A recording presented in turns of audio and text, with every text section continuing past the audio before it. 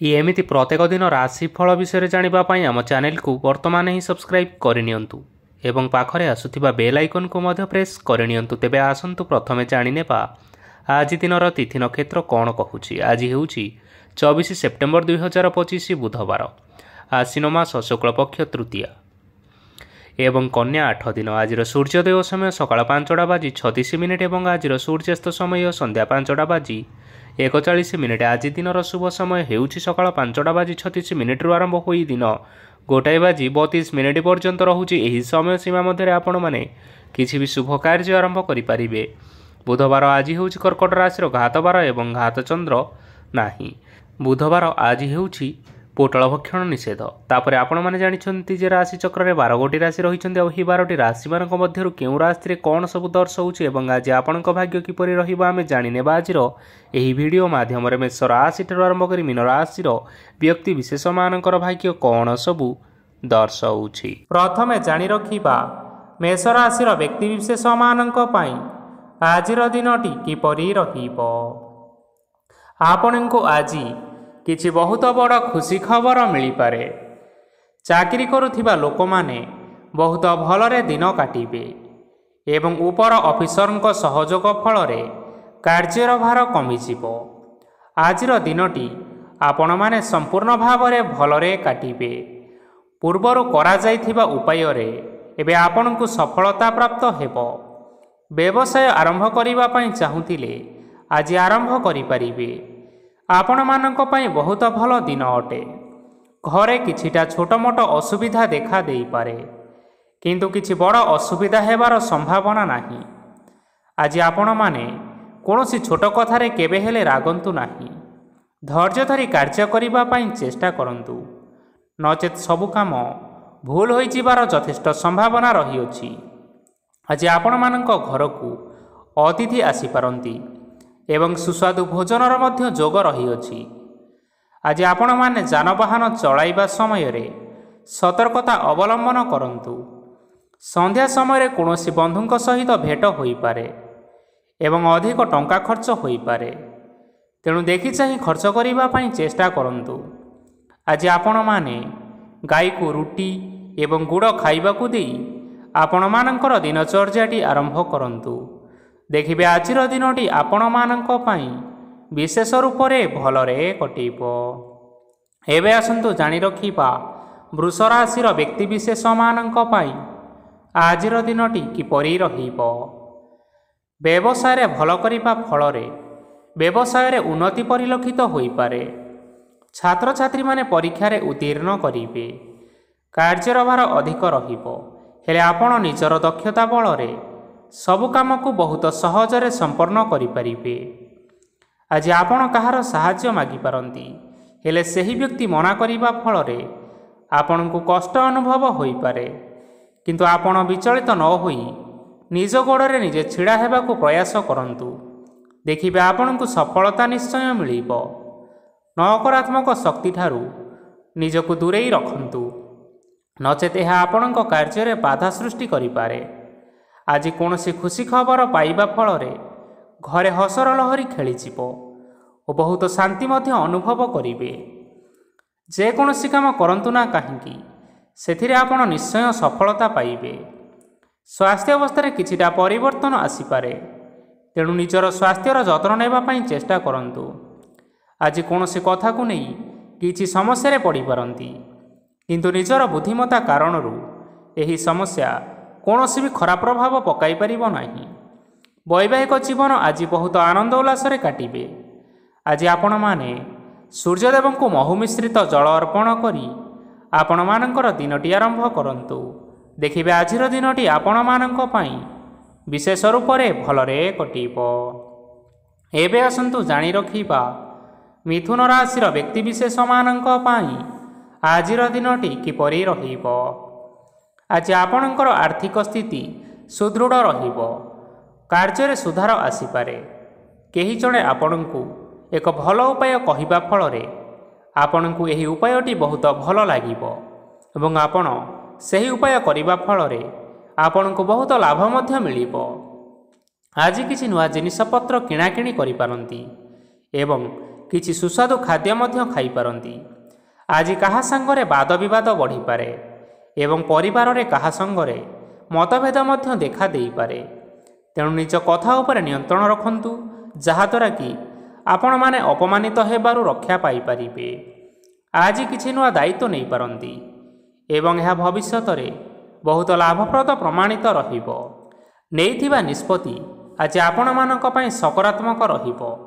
ଆପଣମାନଙ୍କର ସାମ୍ନାରେ ଆଜି ବହୁତ ଅସୁବିଧା ଆସିବ, କିନ୍ତୁ ନିଜର ଦକ୍ଷତା ଏବଂ ସହନଶୀଳତା ଯୋଗୁଁ ସବୁ ଜିନିଷରୁ ଆଜି ମୁକ୍ତି ମିଳିବ।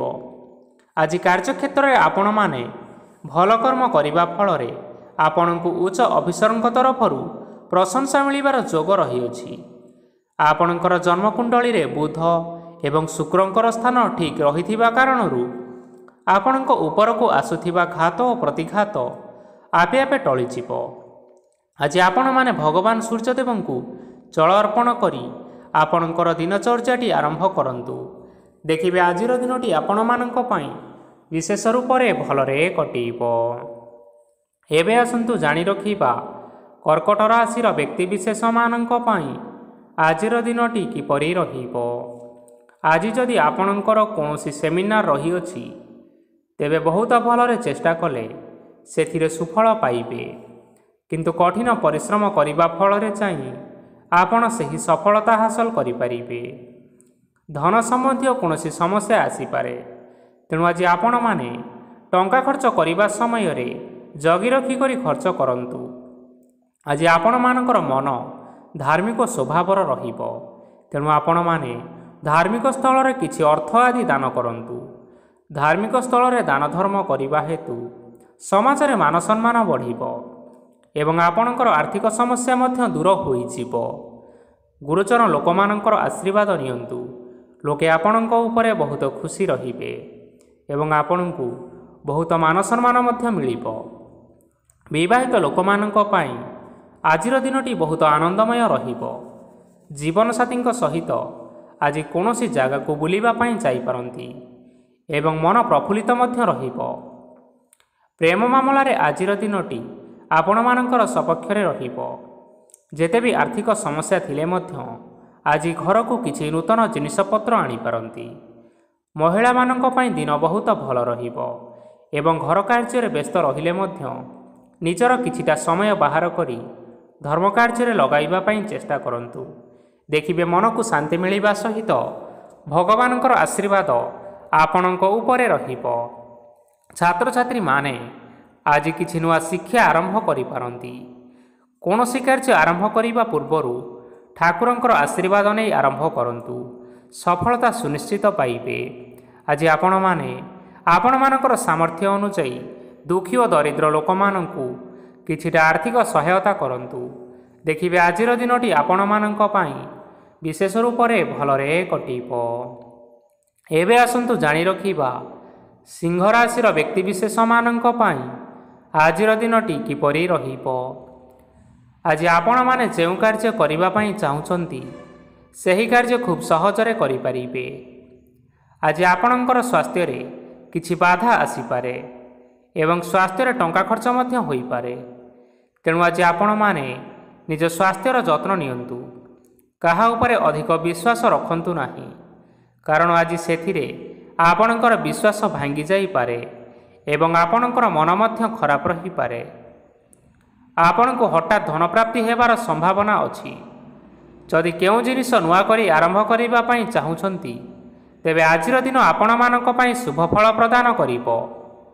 ଆଜି ଆପଣମାନେ ନିଜ ରାଗ ଉପରେ ନିୟନ୍ତ୍ରଣ ରଖନ୍ତୁ, ନଚେତ ଆପଣଙ୍କୁ ଅପମାନ ମଧ୍ୟ ମିଳିପାରେ। ଆଜି ହଠାତ୍ ଧନପ୍ରାପ୍ତି ହେବାର ସମ୍ଭାବନା ରହିଅଛି। ମହିଳାମାନେ ଆଜି ଟିକିଏ ଜଗି ରଖି କରି କଥାବାର୍ତ୍ତା କରନ୍ତୁ, ନଚେତ ବାଦ ବିବାଦ ହେବାର ଯଥେଷ୍ଟ ସମ୍ଭାବନା ରହିଅଛି। ଛାତ୍ରଛାତ୍ରୀମାନେ ଆଜି ଶିକ୍ଷା କ୍ଷେତ୍ରରେ ଉନ୍ନତି କରିବେ। ମହିଳାମାନେ ଆଜି ଗୁରୁଜନମାନଙ୍କଠାରୁ ପ୍ରଶଂସା ଏବଂ ଆଶୀର୍ବାଦ ଲାଭ କରିପାରନ୍ତି। ବୈବାହିକ ଜୀବନରେ ଛୋଟ ମୋଟ ବିବାଦ ରହିଥିବା କାରଣରୁ ଜୀବନସାଥୀଙ୍କ ସହ ମାନମନାନ୍ତର ହେବାର ସମ୍ଭାବନା ରହିଅଛି।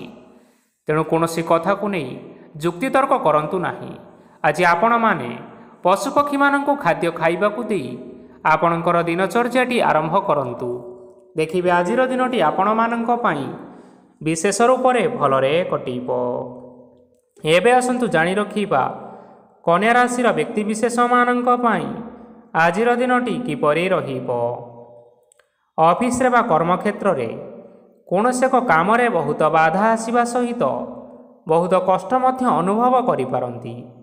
ଗୁରୁଜନମାନଙ୍କର ଶୁଭ ଦୃଷ୍ଟି ଆପଣଙ୍କ ଉପରେ ରହିଥିବା ହେତୁ ମାନ ସମ୍ମାନ ବଢ଼ିବା ସହିତ ଯଦି ନିଜର କିଛି ବ୍ୟବସାୟ ରହିଅଛି ତେବେ ସେଥିରେ ମଧ୍ୟ ଉନ୍ନତି ହେବ। ଆପଣମାନଙ୍କର ଏବେ ବହୁତ ଦିନ ପରେ ଭଲ ସମୟ ଆସିବା ପାଇଁ ଯାଉଅଛି, ତେଣୁ ଆପଣମାନଙ୍କର ଦିନ ବହୁତ ଭଲରେ କଟିବ। କିନ୍ତୁ ଆପଣ ଯଦି କାହାର କ୍ଷତି କରିବା ପାଇଁ ଚାହିଁବେ ତେବେ ଆପଣ କରିଥିବା ବା ଭାବିଥିବା ଉପାୟରେ ଆପଣ ହିଁ ଫସିଯାଇପାରନ୍ତି ଏବଂ ଆପଣଙ୍କୁ ବହୁତ କଷ୍ଟ ମଧ୍ୟ ସହିବା ପାଇଁ ପଡ଼ିପାରେ। ତେଣୁ ଆଜି କାହାର କୌଣସି ଅସୁବିଧା କଥା କେବେ ହେଲେ ଚିନ୍ତା କରନ୍ତୁ ନାହିଁ। ଆଜି ଆପଣ ବହୁତ ଖୁସିରେ ରହିବେ ଓ ଘରେ କୌଣସି ଏକ ଖୁସି ଖବର ପାଇପାରନ୍ତି, ଯାହାଫଳରେ ଘର ଓ ପରିବାର ମଧ୍ୟରେ ଖୁସିର ବାତାବରଣ ଲାଗି ରହିବ।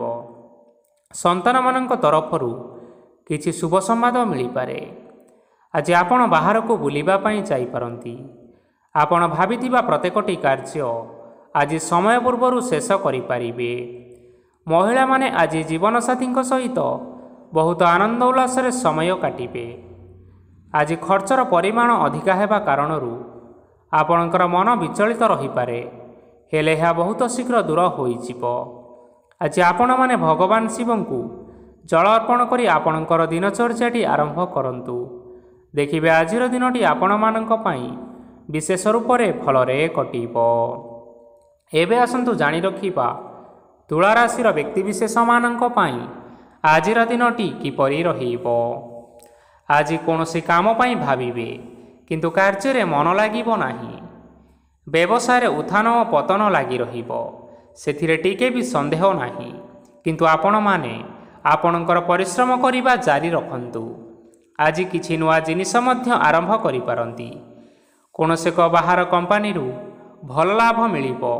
ଯଦି ଆପଣ ବାହାର କମ୍ପାନୀରେ ଟଙ୍କା ବିନିଯୋଗ କରିଛନ୍ତି ତେବେ ବିନିଯୋଗ କରିଥିବା ଟଙ୍କା ଦୁଇଗୁଣ କରି ଫେରି ପାଇବେ।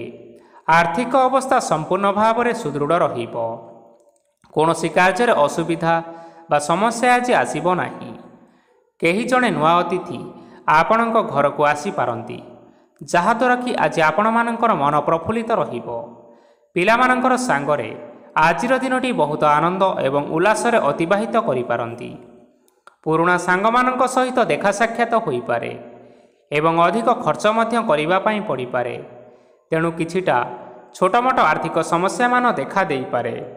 ଘରକୁ ନୂଆ ଜିନିଷପତ୍ର ଆଜି ଆଣିପାରନ୍ତି, ଯାହାଫଳରେ ଆପଣମାନଙ୍କର ଘରର ସଦସ୍ୟମାନେ ଆଜି ଆପଣମାନଙ୍କ ଉପରେ ବହୁତ ଖୁସି ରହିବେ।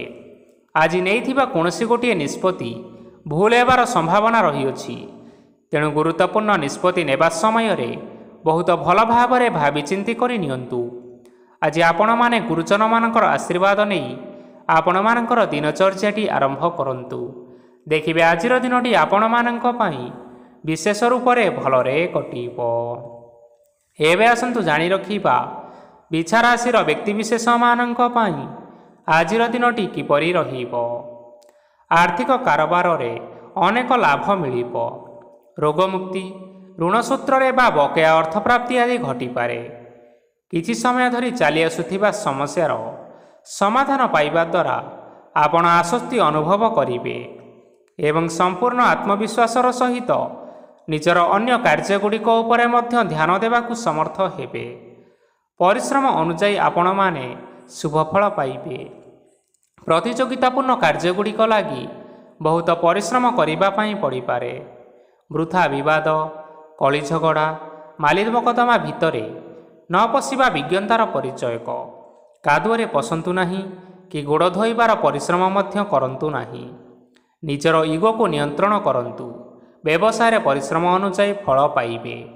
ସମସ୍ତ କାର୍ଯ୍ୟକଳାପଗୁଡ଼ିକ ଆଜି ଆପଣମାନଙ୍କର ଅତି ସୁରୁଖୁରୁରେ ହୋଇଯିବ।